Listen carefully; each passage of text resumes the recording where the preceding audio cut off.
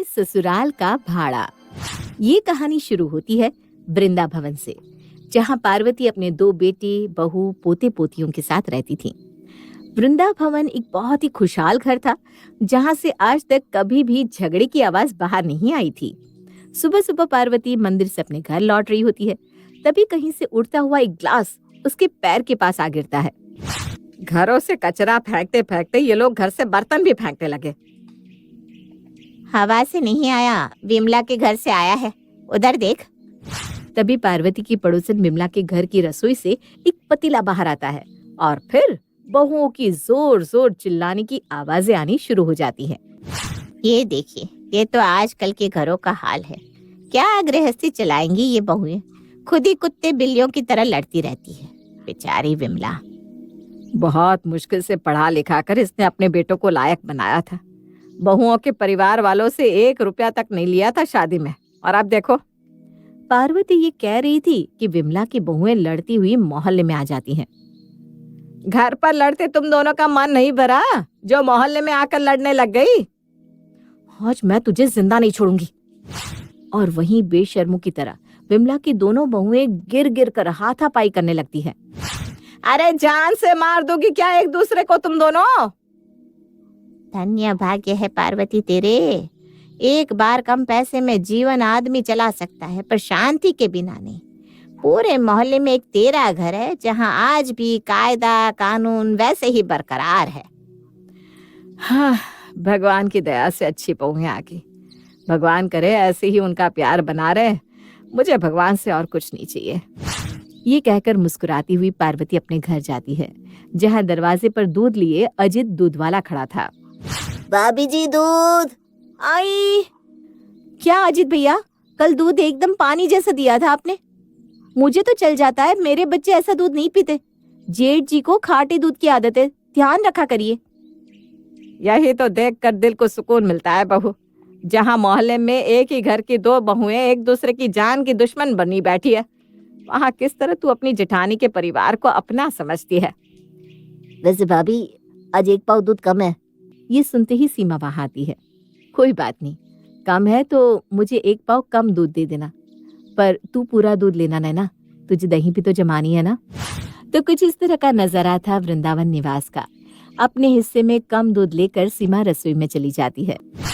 ये नैना क्या समझती है कि मम्मी जी के सामने अच्छी बनने का ड्रामा करके घर का बड़ा हिस्सा वो ले लेगी। ऐसा मैं होने नहीं दूंगी।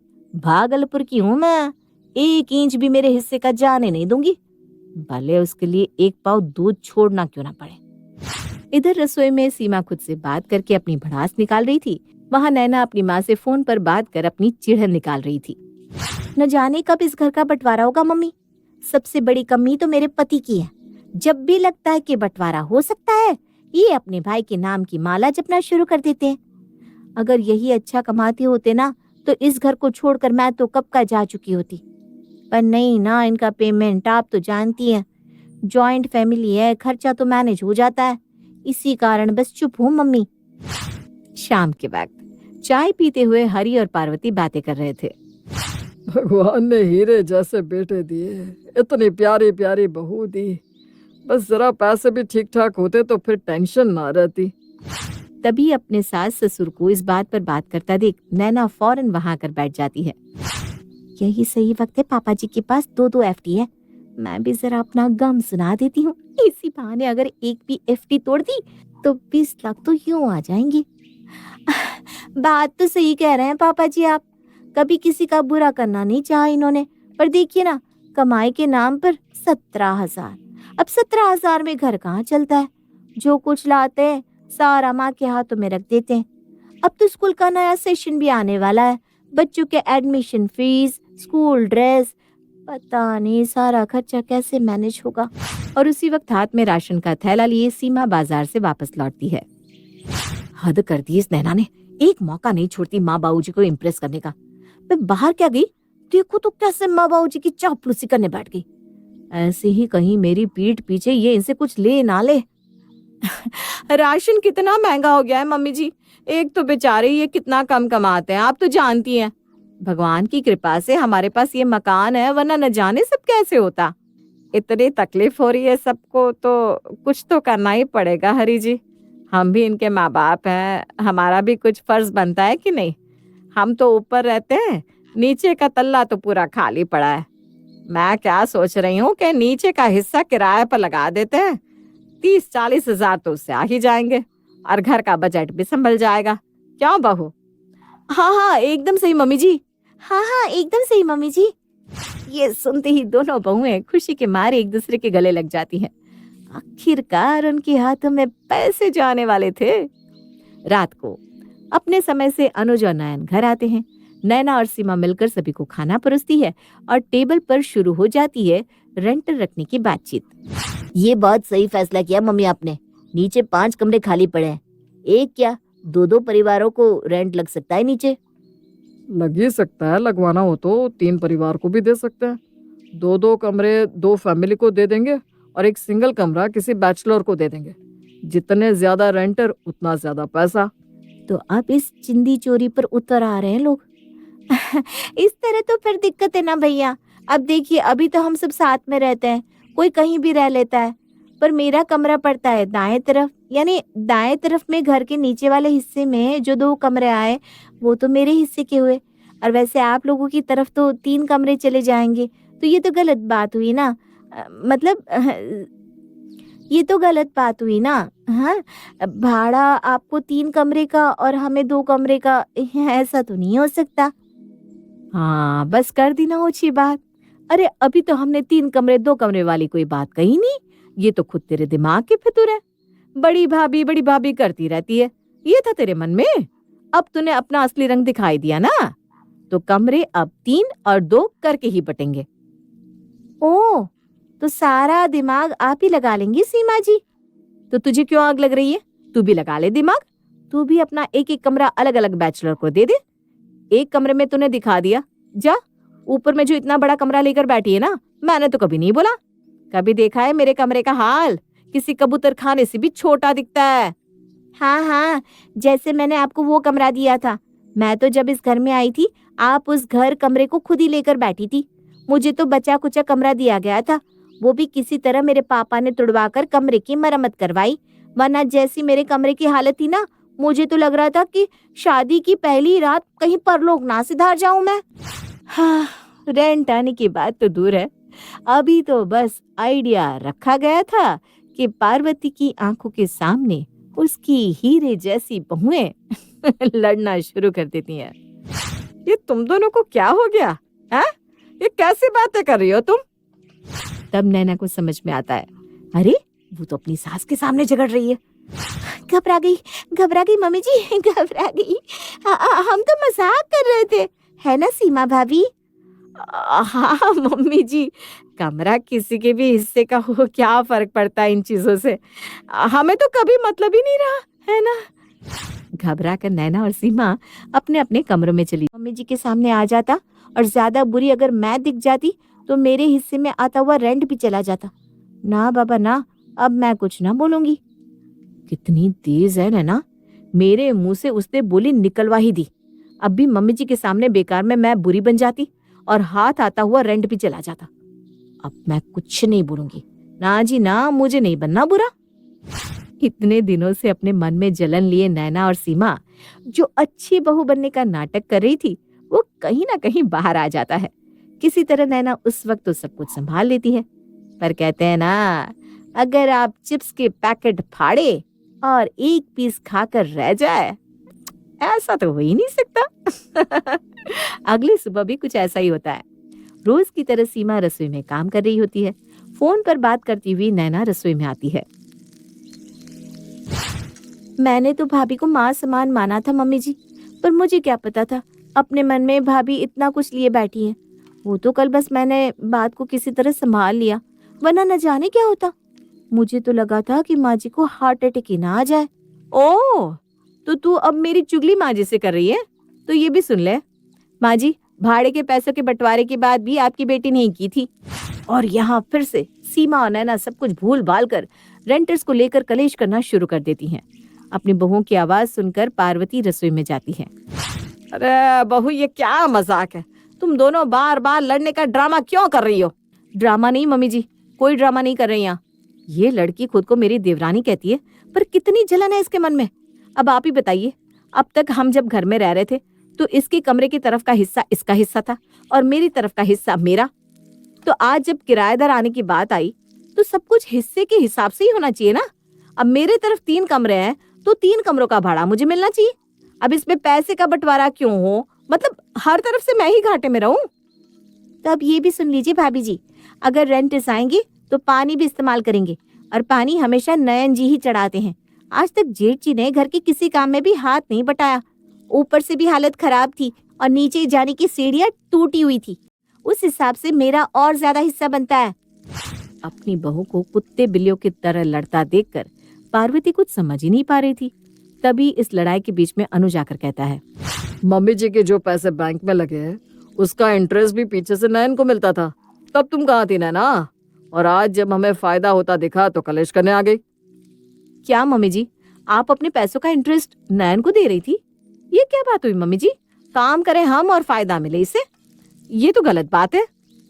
तो इतने दिनों से अच्छे बने रहने का नाटक कर रहे थे तुम सब, पैसे की बात आते ही कैसे एक दूसरे के जान के दुश्मन बन गए तुम सब। और तुम सब में बस मेरा एक नयन ही अलग निकला। तभी नयन वहां आकर कहता है, अब बात निकली है तो ये भी सुन लो फिर। कमाता हूँ मैं 27,000 और पूरे 17,000 मम्मी के हाथ में रखता हूँ। आप कितना देते हैं मम्मी को? 12,000। तो ये कौन सा करोड़ों में कमाते हैं? 40,000 में होता ही क्या है आजकल। लीजिए पापा, ये देखिए, गरीबी का रोना रोने वाली आपकी बहू का पति 40,000 कमाता है और देता है बस 12,000। ये है इन लोगों का असली रूप। मेरी कसम है तुम लोगों को, अगर आप किसी ने एक शब्द भी मुंह से निकाला तो। अब क्या था, पैसे की बात आती ही सभी का रूप सामने आ जाता है। वृंदा निवास, जो अब तक सबकी नजरों में सबसे अच्छा परिवार था, अब लोग उसकी बातें बनाने लगे थे। हर वक्त अब वृंदा निवास से जोर जोर से चिल्लाने की ही आवाजें आती। एक तेरा ही घर बाकी रहा था पार्वती, बस तेरे ही घर में सुख शांति थी। न जाने किसकी नजर लगी है तेरे घर को, जब देखो चिल्लाने की ही आवाजें आती रहती है। अरे जरा समझा अपनी बहू को। बहू क्या, मेरे बेटे भी वैसे ही है। कभी मैंने सोचा नहीं था कि ये सब ऐसे निकलेंगे। इतना कुछ मन में भर रखा है सभी ने एक दूसरे के लिए, मुझे तो कुछ समझ में ही नहीं आ रहा। अचानक इन सबकी मति को हो क्या गया। विमला से मिलने के बाद पार्वती अपने घर आती है। उसे आए 10 मिनट ही होते हैं कि तभी दरवाजे से अनु जाता है। अपनी तरफ के कमरे के लिए मैंने 2 किराएदार ढूंढ लिए मम्मी। 1 हफ्ते में वो लोग हमारा कमरा देखने आएंगे और जल्द से जल्द मैं उन्हें नीचे का कमरा किराए पर दे दूंगा। नीचे के कमरे में जाने के लिए आपको सबसे पहले बाहर का शटर खोलना पड़ेगा भैया। और शटर किसने लगवाया था? मैंने। पहले उसका हिसाब कर दीजिए, फिर अंदर ले जाइएगा अपने किराएदारों को, वरना ज्यादा दिमाग खराब हुआ मेरा तो शटर पर ही ताला लगा दूंगा। ये देखो, ये बोला सपूत। भाभी, नाना के हाथों का खाना तो मेरे गले से नीचे नहीं उतरता। आप मेरे लिए पूरियां बना दो भाभी, आप मेरे लिए पुलाव बना दो भाभी, आप मेरे लिए ये वो बना दो। मुझसे काम करवाते वक्त ये सब दिमाग में नहीं आया तेरे? नैना से रिश्ता लगवाने के लिए कम भाग दौड़ करवाई क्या तुमने? अब उसका भी हिसाब कर। शादी के पहले मेरा ही राशन खाता था तू, दे वो पैसे मुझे, फिर हटा लेना नीचे का शटर। ओहो, ये देखो, बड़ा भाभी भाभी करते थे ना तुम। देख लो, गिना दी ना रोटी उन्होंने। और आप तो ऐसे बोल रही हैं भाभी जैसे बस आपने ही खाना बनाकर मेरे पति को खिलाया है। मैंने तो जेठ जी को कभी कुछ खिलाया ही नहीं। बिना बोले 2-2 महीने आप मायके जाकर बैठ जाती थी, तो जेठ जी को खाना तो मैं ही डालती थी। ठीक है, फिर बंटवारा होगा तो पूरे घर का होगा। एक एक चीज 50-50 होगी। छत पर कपड़े सुखाने वाली पाइप मेरी है, घर पर लगा मोटर मेरा है। अच्छा, तो फिर सब कुछ आधा आधा कर लेते हैं, बना देते हैं घर के बीच लकीर। पर याद रखिएगा भाभी जी, रसोई और बाथरूम दोनों ही मेरे हिस्से में आएंगे। नीचे तो आप मुझे 2 कमरा देकर हटा देंगे, पर ऊपर बाथरूम और रसोई कैसे बनाएंगे? खुश हो गई पार्वती, तुझे ही लगाना था ना नीचे का हिस्सा किराए पर। बना दिया बजट तूने। भगवान कभी कभी कुछ लोगों को कम ही सुविधाएं देते हैं, क्योंकि वो ज्यादा के हकदार होते ही नहीं। रात को सीमा पहले ही सब्जी बनाकर रसोई से निकल जाती है और उसके बाद रसोई में जाती है नैना और रोटियां बनाकर बाहर आती है।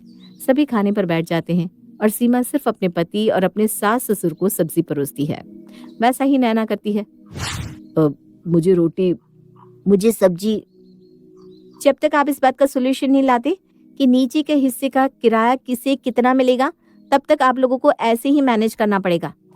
हे भगवान, तेरा शुक्र है कम से कम मेरी थाली में सब्जी और रोटी दोनों तो आए। मैंने सभी के लिए 2-2 रोटियां बना दी थी पापा जी। अब अगर ऊपर से और रोटी लगेगी तो वो सीमा भाभी बनाएंगी, क्योंकि उनका काम तो हल्का हो गया ना। एक बार सब्जी बना लो और बात खत्म। मुझे तो बार बार रोटियां बनानी पड़ती है ना। बहुत हो गया तुम दोनों का। अब हम ये 2 रोटियां ही खाकर सो जाएंगे। देख लिया मैंने ये सारा नाटक। अब इसका सोल्यूशन तो मैं कल सुबह ही निकालूंगी। अगली सुबह ठीक 10 बजे सभी एक लाइन में हाथ में कॉपी और पेन लिए पार्वती के सामने खड़े हो जाती हैं। सबसे पहली बात, तुम लोग ये बताओ कि किसने कह दिया कि नीचे का भाड़ा तुम दोनों बहुओं के हाथ आएगा?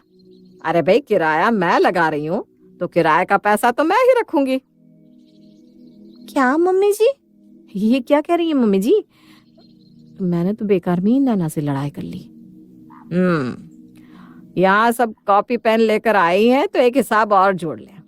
अभी से अनुज घर खर्च में 15,000 देगा और नयन 8,000। किसी को इस बदलाव से तकलीफ है तो वो मेरा घर छोड़कर जा सकता है। मेरी सारी की सारी एफडी घर में रह रहे मेरे दूसरे बच्चे को दी जाएगी। सभा बर्खास्त। और इतनी